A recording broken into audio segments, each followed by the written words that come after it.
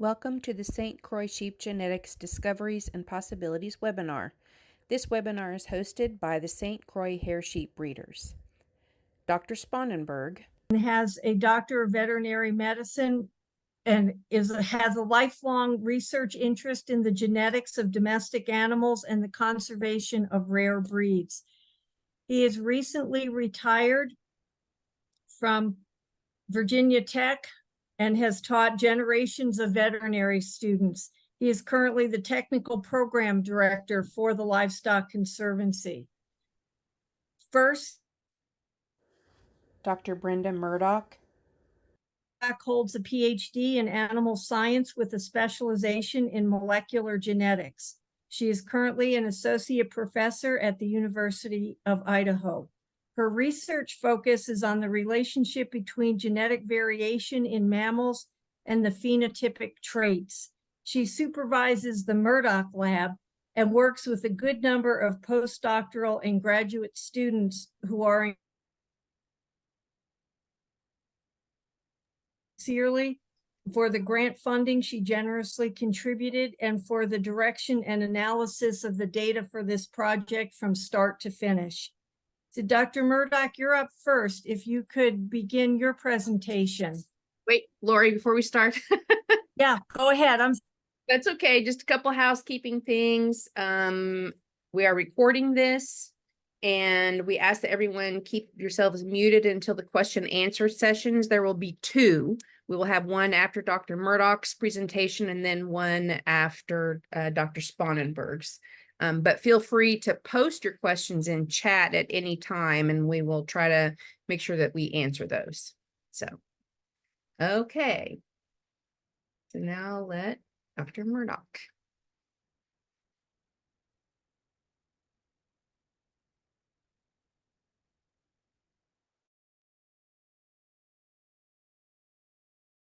Okay, hopefully you can all see my slides and you can all hear me. Wonderful. Well, I just want to thank you guys for the opportunity to do some research with you and to share that research with everybody here today. So just to start and recap what the goal of this particular project was. And so for this project, we wanted to determine whether the St. Croix sheep could be differentiated from other breeds using a principal component analysis. And we did this using two different types of genetic data platforms. So one I would refer to as a medium density array, and another one as a low density marker panel or array. The low density was Flock 54 and the medium density is actually Ag Research, but you'll see that a little bit later. So for the principal component analysis, we included 78 St. Croix from 13 different producers, and all of the samples and information were coordinated by the Breed Association. And we used the Ag Research 60K genotyping panel for part of this. And then also we included a comparison of the St. Croix data against other hair sheep that we had data for. So Katahdin, Dorper, and Barbados Black Belly, as well as other wool breeds, just to look and see how the genetics compare with different hair and with different sheep. And so finally, I'm going to talk a little bit more about the genetic data that we used. Again, I used that medium density. And what we do there is we look at these single nucleotide polymorphisms or SNPs. And we used, it was a 50K panel, but by the time you take out markers that are not differentiating within the breed, we ended up with 36,000 SNPs. And then for the low density analysis, we only used 596 SNP markers, and those SNP markers are also available on the Flock 54 panel. So this is just jumping right into the results and showing you what this is. So what I'm showing you here is a PCA plot, so a principal component a plot, and what each one of these dots here, hopefully you can all see my cursor. Each one of these dots would be a different sheep. And the dots segregate based on the genetic similarity or dissimilarity of breeds.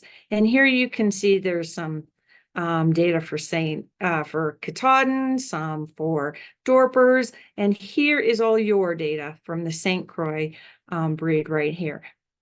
And hopefully you can see that they cluster together, all of these black circles, and they're different from the Dorper, from the Barbados black belly, different from the Katahdin.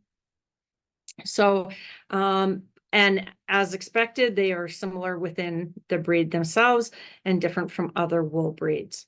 Okay, so this analysis was done with that larger density SNP array, so with the 50K, but we only use 36,000 here. And so you can see that with that resolution of information, we can differentiate St. Croix from other breeds quite easily. So now what happens if we use a lower density? Actually, this here, this PCA shows if we just zoom in on the hair, or sorry, yeah, the hair breeds themselves. And so you can see if we just zoom in on the hair breeds and only consider Katahdin, Barbados black belly, Dorper, and St. Croix, we do get a large amount of separation. All of the animals that were submitted as St. Croix do cluster apart from the Barbados black belly as well as the Katahdin sheep. And now if we look at the lower density analysis, so here we only used 596 SNPs, something that you would get on like a Flock 54 panel. You can see that with this principal component analysis, the St. Croix still differentiate from the Barbados black belly and the Katahdin and the Dorper. So even at the lower level, the St. Croix genetics are sufficiently different from these other hair breeds that they group all together. And now if we just zoom in on the St. Croix itself, just those animals within that group, you can see that it does spread out a little bit. And so each one of these dots is a different animal. And you can see some of them are very genetically similar, and some of them are a little bit more distant or different. So here you can see this individual up here would be have more genetic difference than this individual down here, whereas these two here are most likely full sibs.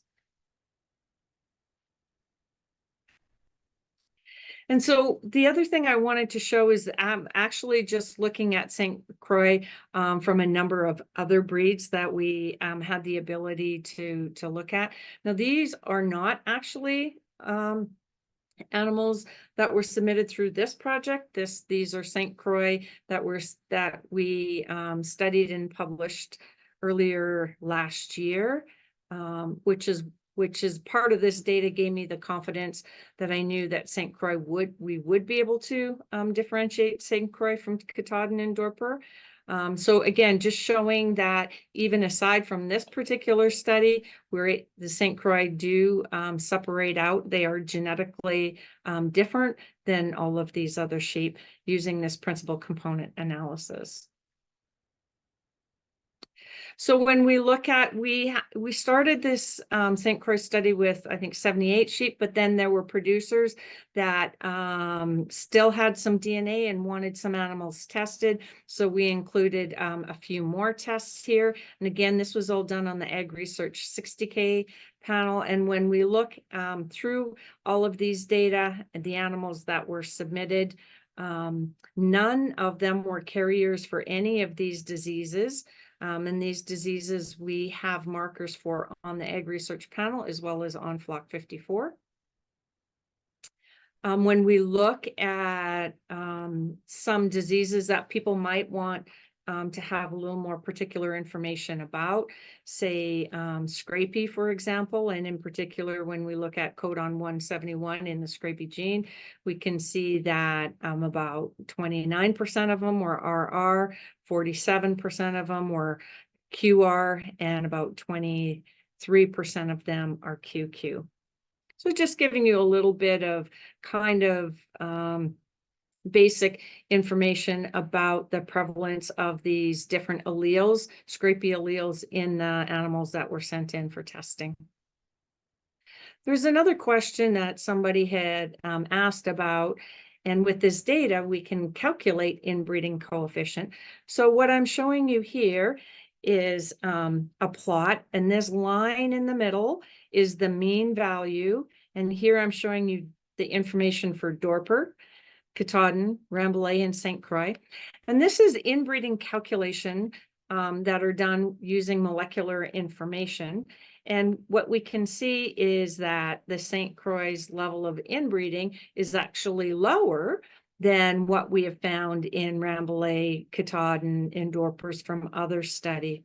And so this is the mean or the average, and these are sort of the standard deviations. And then these are little dots here would be extreme values that kind of reach outside that, just one standard deviation away from the mean. So you can see that there are some individuals in Rambouillet that we found with up to 4% inbreeding coefficient number. And the highest we found was 0.3 something, I think about 0.36 in St. Croix. And overall, when we think about all of the individuals that were submitted through the study, so that would be those 78 individuals, actually 93 individuals, most of the sheep have very low inbreeding. So 39 sheep had less than 1% inbreeding. 29 had from 1% to 10% inbreeding. Again, this is all still very low. There were a few sheep that had a little bit higher inbreeding coefficient, and this could be half sibs relationships that we are seeing coming out here, and then some that had a few sheep, 6 sheep that had over 20% inbreeding coefficient. So these ones I think we need to watch out for, but for the most part, the breed as a whole had lower inbreeding coefficients than other sheep breeds that we've looked at so far. And that's really all I have to share with you as far as the data from these results. And I really just want to thank all the participating producers. I want to thank you all for your invitation to come and chat with you and talk to you about these results. And thank you for your attention. And I can attempt to answer any questions that you all might have about this study or information, if you like. We have one question in the chat already, and they're asking, in the PCA plots, do the outliers of each breed indicate the influence of crossbreeding? So when we think about what is an outlier, say this dot or this dot, it may not be, I don't know if it's crossbreeding or not. What we can tell is that this individual is different than these ones down here. How that difference comes about may or may not be a result from crossbreeding, right? So part of the objective of this study was to ask the question, how much genetic diversity do you have in your St. Croix breed alone, right?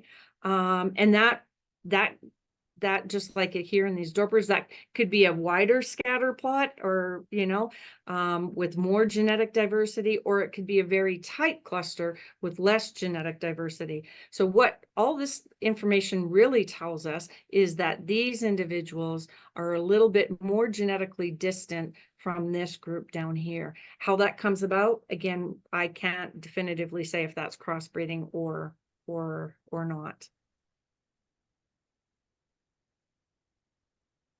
You can see through some of these different clusters, some of them might move a little bit one way or the other, which might mean they're a little bit more genetically similar, but that doesn't necessarily mean that they're crossbred per se. Is there any other questions? One question I had is the reliability of the PCA, the plot. Is that fairly reliable? If someone else were to use the same data and plot the same things, would the graph look the same? Would the breed cluster similarly to what it did here? And what does it tell you in terms of reliability, really? Yeah, that's a great question. Really, what the PCA does is it plots that genetic relationship, but it'll plot it against whatever data is put in there. So for example, you can see that this data clusters this way when it's plotted with these 3 other breeds. When it's plotted by itself, it spreads out more. When it is plotted with these other breeds that are more genetically different, you'll see that it will cluster. So how those PCA groups cluster together really depends, or apart, really depends on the other data that it's put up against, right? So if we want to say, we want to define or say how close or different is St. Croix as a genetic composition to other breeds, then you really have to be testing them against other breeds, which is in part why we were doing some of these other tests. Let me see this last one here, right? To see how well. You can see here that the suffix and hamps, they don't differentiate very well, whether that's because of crossbreeding or whether that's because of genetic similarity, I can't say. You can see some other breeds are going to be quite different, but it really, how it clusters out is going to depend on what other data is put with it, right? And so that's why we wanted to make sure that we had some other hair breeds in this analysis, so that if the idea is to be able to tell this hair breed from other hair breeds, then that's what we want to put in our PCA plots.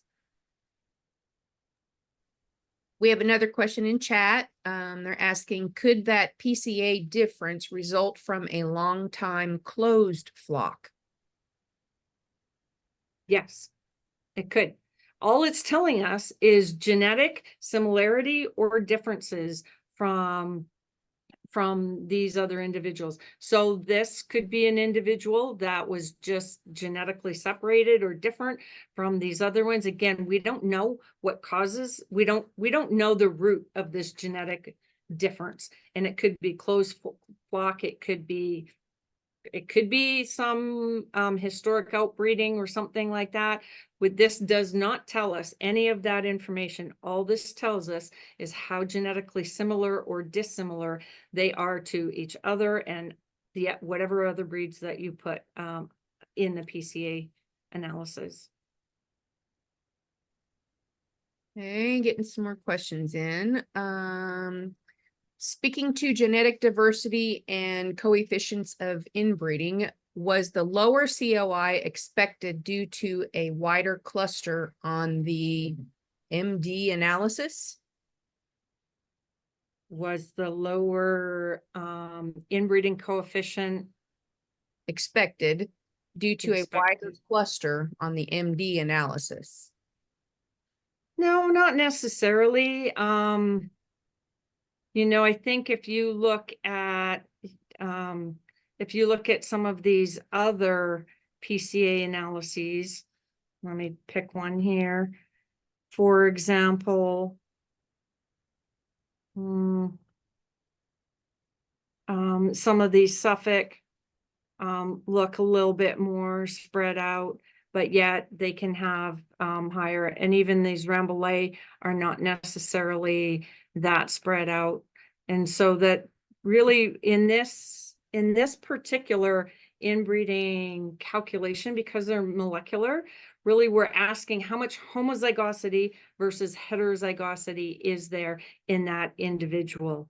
And so I mean, so a couple individuals that might be outliers could still be very inbred. That doesn't mean that they're outbred, just means that they're genetically different. So I don't think that there's as good of a direct relationship or correlation between the PCA or MDS plots and the inbreeding coefficient. Okay, next question. Is it possible to see or correlate other characteristics such as scrapie resistance as it relates to the plotting? Well, that's a little bit hard, you know, like scrapie and codon 171, that's just one SNP within that. For example, in the lower density where we used about 600 and or the higher density when we used over 3,000. So, I mean, you can ask the question about a trait and a relationship with a SNP and a trait, doing a genome-wide association study, but one SNP within that PCA, the data that makes up that PCA is not really that telling. If that answered the question of whoever asked that. Okay, we have another one, and I don't know if you want to take this one or Lori. They're asking, how were the sheep chosen for the study? That sounds like a Lori question. Started with geographic diversity so that we looked for owners across the United States. And we just asked for members to sample their sheep that were registered and were the extremes of their flock. Not necessarily even the best of them, but the ones that were most different from the others. They included sheep that were colored. They included sheep that had, really great parasite resistance, and some that had okay parasite resistance, as long as they were acceptable for the members' flock. They included sheep from every original. Uh-oh, she froze. And they also included some sheep that were dual registered also. Lori, Crystal? you may want to turn your camera off so you don't freeze as much. You froze. Is my audio okay? Because it's been dropping in and out for me as I've been listening. It is now. Okay, should I re-answer that question? I think they got it. You just cut out at the very end. Yeah. Okay. And so I'll just add to it, if we want to use genetic information to help define a breed, we need to see how big that cluster is going to be, right? It's that's up to you guys define the breed, and you guys, that's all a part of what your association does. And so for what we wanted to see how big and how wide is this cluster, and will it be distinct from other clusters? So that was the test. And then could we use both high and low density genetic information to determine that information, right? And so here is the higher density. We get tighter clustering here and more segregation. The lower density doesn't do quite as well, but it does still differentiate St. Croix, and that would not necessarily be true for all breeds. Like I showed you the Suffolk and the Hamps that kind of overlaid each other in a previous PCA. So the idea was to try and sample broadly to see how much variation you guys have, and make sure that you kind of capture all of that, and then how much diversity is as much as we could afford to test, and people would participate within this group. So that was part of my version of this PCA. There was a circle that was the 3 standard deviations across that included all but one of the sheep that was in the study. So that is kind of an indication that the sheep were grouped together, cohesively, I guess.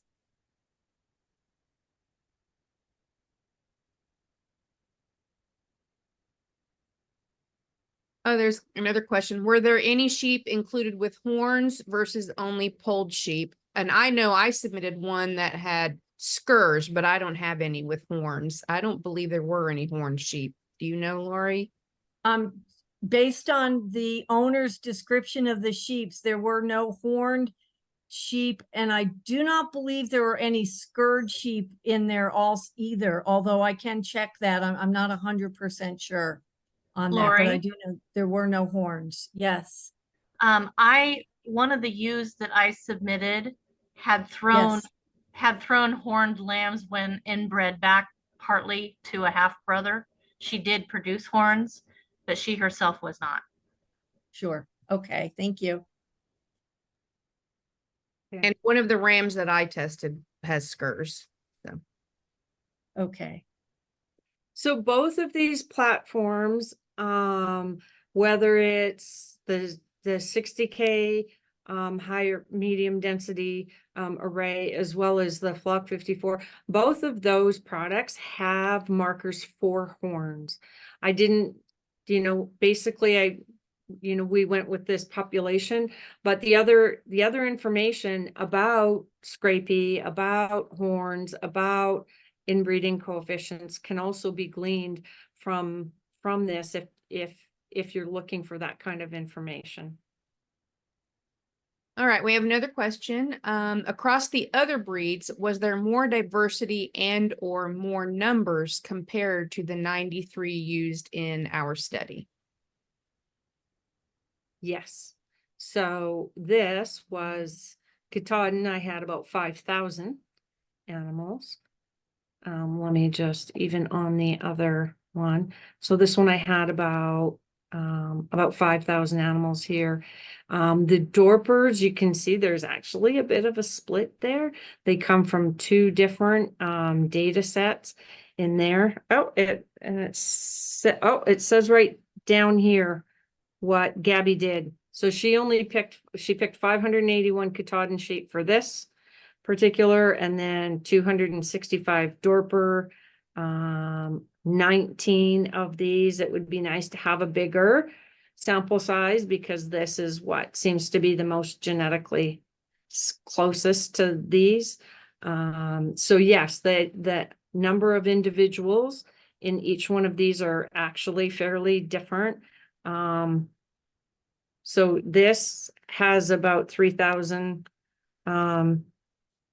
the 3,744 sheep altogether. So this is that same Katahdin group. Your St. Croix animals here. Some animals that were labeled as Katahdin that look more similar to St. Croix. Some that were labeled as Dorper. And there's actually two different flocks here of the Suffolk flocks and Rambouillet. So yes, a number of different individuals depending on some of these were data that I had already, and then some of them, like this one here, this one's published. You can look up this paper. This is information from USDA Mark in their diversity panel. And we had added St. Croix and a couple other breeds, and we did, we looked at whole genome sequence, and we looked at 60K data to do these PCA and relationship matrix. So these ones had about 10 each. On this particular PCA plot, we used about 10 individuals for each of these different breeds. So yes, they're all different numbers of sheep.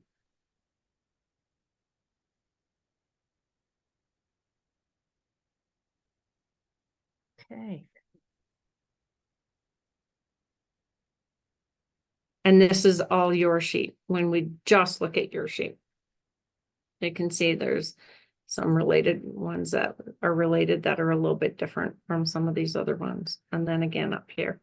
So a little bit of diversity, but overall this tool can be used to identify genetic diversity in your breeds, and it does differentiate St. Croix from the other breeds. So. And Dr. Murdoch, that's true using the Flock 54 as well as the medium density chip. Is that correct? Yeah. Okay. So that was part of our test here. So let me just go back maybe. So this low density, so this is basically the Flock 54 data. The Flock 54 has 1,000 markers in it, but only 596 were in common with the 60K product. And so that's what we used here was 596. So that's what it looks like with the low density, and this is what it looks like with the 60K.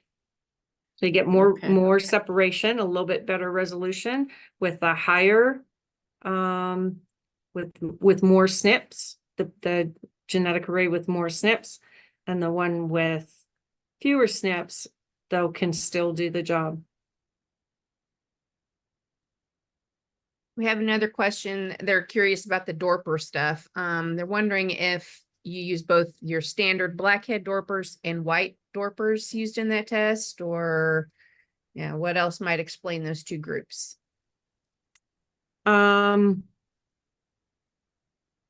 This one here is both blackhead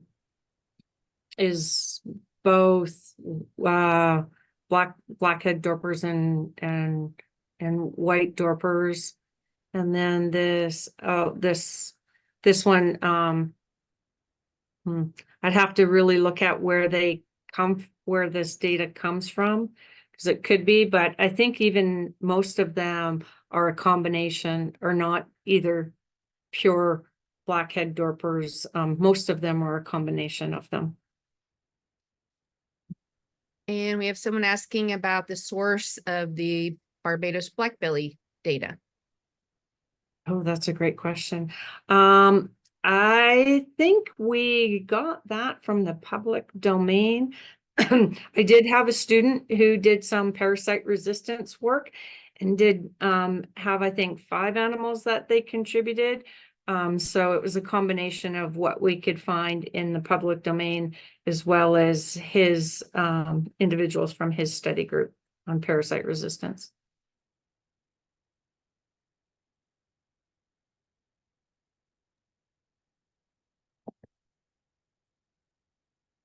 Are those all the questions? Anyone else? We got one more that just popped in. Okay, great. Was there any testing of known crosses, like a Katahdin times a St. Croix? And if so, what did those results look like? And I can say we didn't, in this study, we did not purposefully test any known crosses.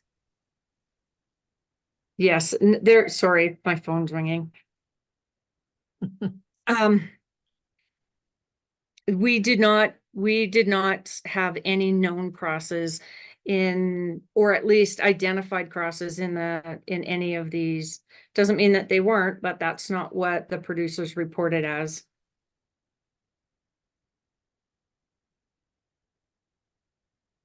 So not that I'm aware of, but I can just say what they have self-identified as.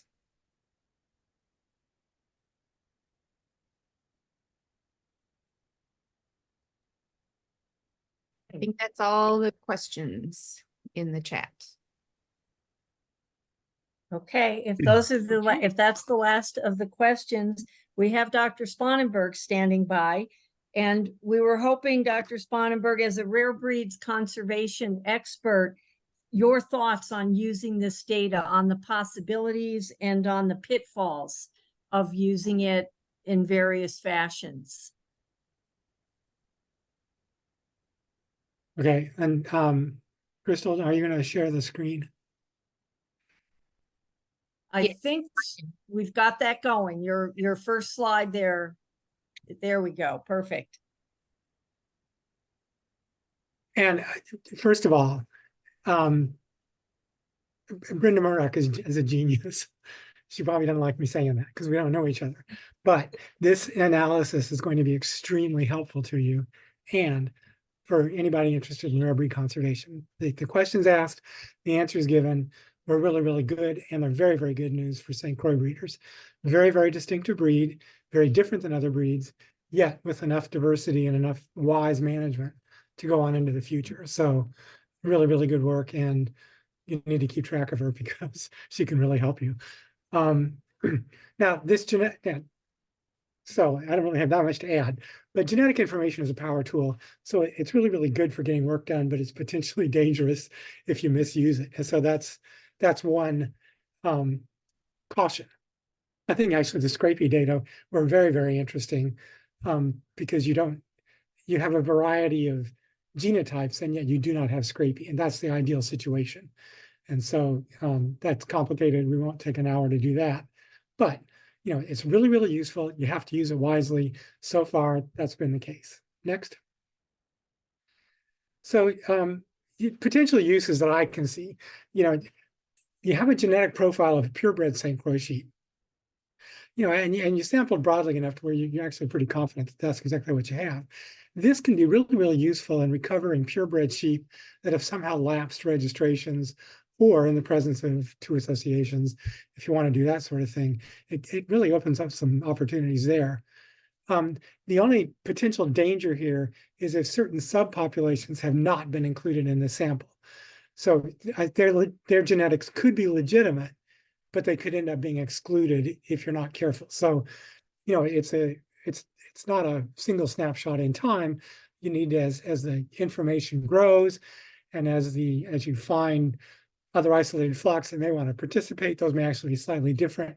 Then you just include that in this genetic fingerprint of the breed.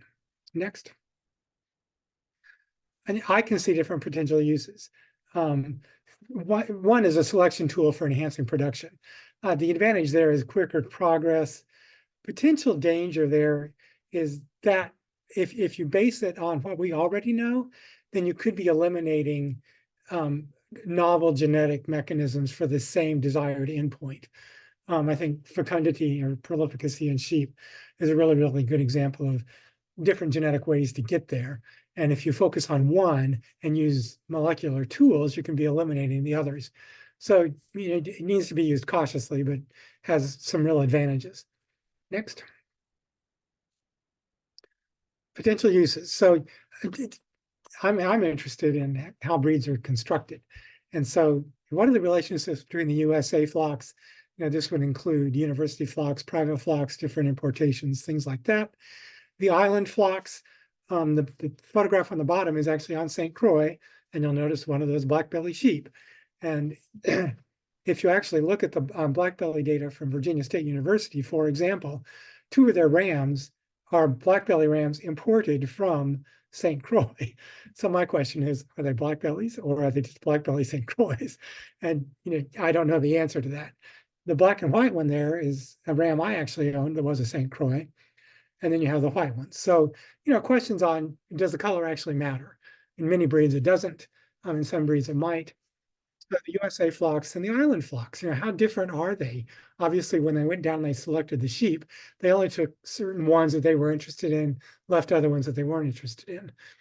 So colored versus white, horned versus polled, all those are interesting questions. And they just tell you, you know, are these things actually different, or are they just part of the same gene pool that just happens to have that much diversity?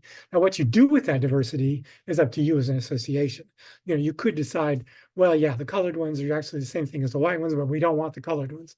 Perfectly legitimate question. But if they're the same genetically, you don't want to eliminate them under the assumption that they're genetically different and therefore contaminated.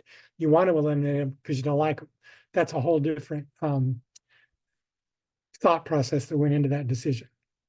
Next. That may be it. Questions? So not much, you know, but I mean, there's still some questions out there, still some ways to use this tool. But so far you're using it quite wisely. And in fact, we need to clone you as an association because this worked extremely well.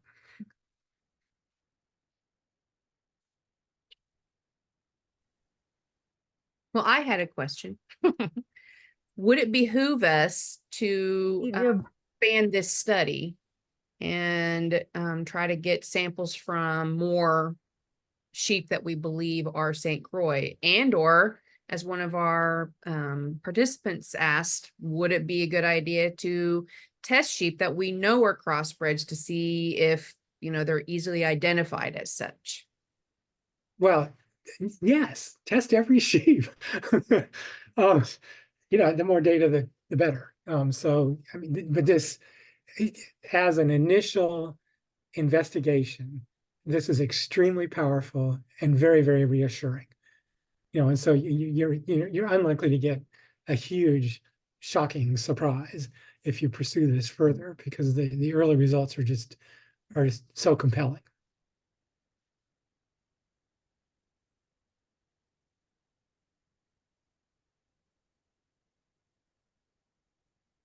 I have a question there. We've seen that perhaps the genetic diversity is somewhat greater in St. Croix sheep, but there were still a number of sheep that had enough homozygosity. Given that, what's the general pattern of when a breed starts having trouble with being inbred with homozygosity? Does performance kind of decline in a slow step-by-step linear pattern, or does it fall off a cliff in terms of performance when it hits a certain level of inbreeding or something like that? Yes. Basically, I used to ignore inbreeding. Inbreeding is a real threat. Some breeds, some populations resist inbreeding depression very, very well. The problem is you cannot predict beforehand which ones are going to tolerate it, which ones are not going to tolerate it. And so more frequently, I think it's true to say that there's going to be a slow decline in productivity. Some populations will survive inbreeding, and then in one generation, it's just one generation too much, and the whole thing falls apart precipitously. And so it needs to be taken seriously. It has its uses, especially if those genetic outliers are very, very interesting. You need to maintain those genetics, and it's a ewe. You can make that ewe back to a son, take a ram lamb from that, use it more broadly in the breed. If that made sense. I mean, that's not a blanket recommendation, but as a specific target. So what you're doing there is you're actually increasing the inbreeding rapidly, but you're able to take it back to zero because you have the genetic diversity elsewhere that you can do that with. So it's a tool, and it just helps you to manage your breed wisely. Couple questions in chat. The first one, is there any potential benefit to using the pedigree data we already have for a future and more targeted study? I love pedigrees, and if I were younger, I would be Brenda Murdoch, and then I would do molecular. A pedigree is an estimate of what happened. The molecular data are what actually happened. And so especially those coefficients of inbreeding, even within a litter of puppies, by pedigree, they would all have the same coefficient of inbreeding. By the molecular data, some of them are actually more homozygous and some of them are less homozygous, which is a direct measure of the inbreeding.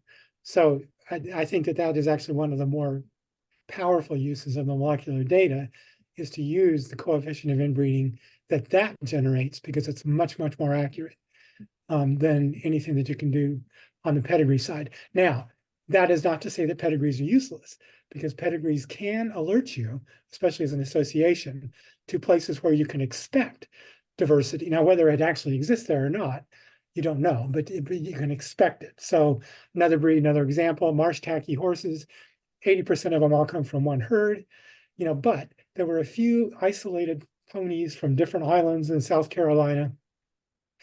And, we targeted those because those were the most likely site for genetic diversity. And that was all done by pedigree. And so, pedigrees are useful, but I think the molecular data are even more powerful. So they can both be used in tandem. Okay, another question for Dr. Sponenberg. Isn't your research about the evolution of breeds? And if so, do the PCAs we saw reflect the progression of breed development? I want to say yes.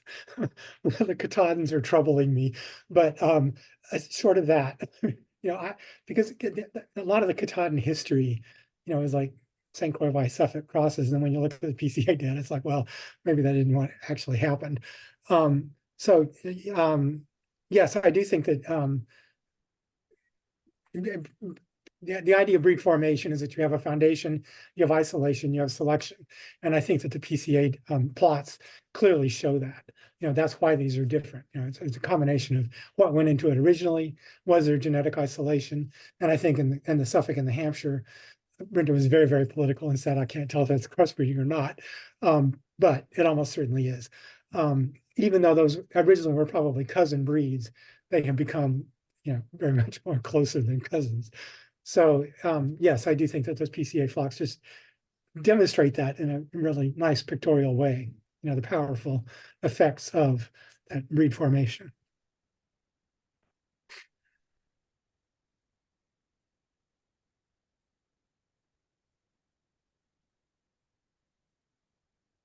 One of the questions that you had was, or one of the potential uses of the data was to look at the island population of St. Croix that are still at least assumed or thought to be, purebred, and then compare them to the data that we have for the mainland population.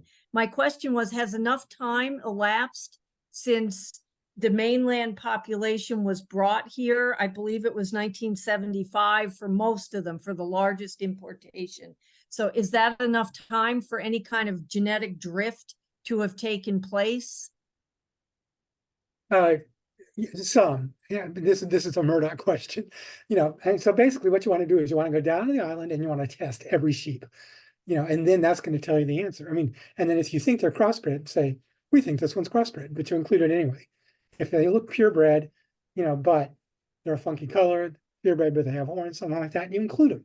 And then, but you list that, and then the analysis can pull that out, whether, what you're seeing is actually revealed in the underlying genetics or whether it's just that our eyes are fooling us in this case, which is unlikely, but could be the case.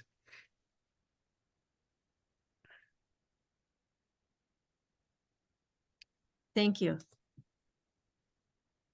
We have another question. Is it possible that the Katahdins were sampled from animals very distant from the mixing that occurred to create them, rather than animals that were recently upgraded to purebred?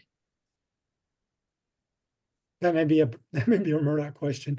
I mean, basically, the foundation of the Katahdin was long enough ago that obviously they had become a breed. So even though the origin was a little bit more mixed than some of us hardcore conservationists interested in local breeds might consider, that enough time has elapsed, enough selection has been imposed upon them that they clearly qualify as a breed, a legitimate breed. Now, and then obviously the upgrading, to whatever extent that is, has not eliminated that genetic distinctiveness.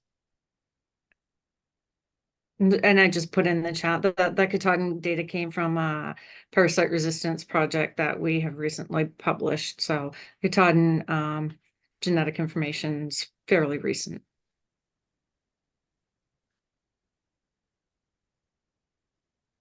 And again, I mean, this can degenerate into my breed's better than your breed, which is okay. I mean, basically, if you want Katahdins, go get Katahdins. If you want St. Croix, go get St. Croix.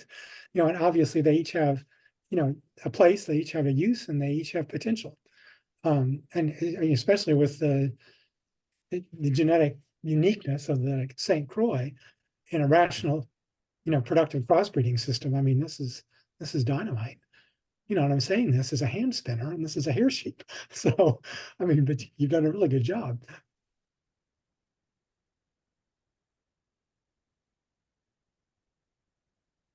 Okay, do we have other questions for either of our speakers or just questions in general? Don't be afraid to unmute and shout it out either. Yeah. Don't have to do it through chat.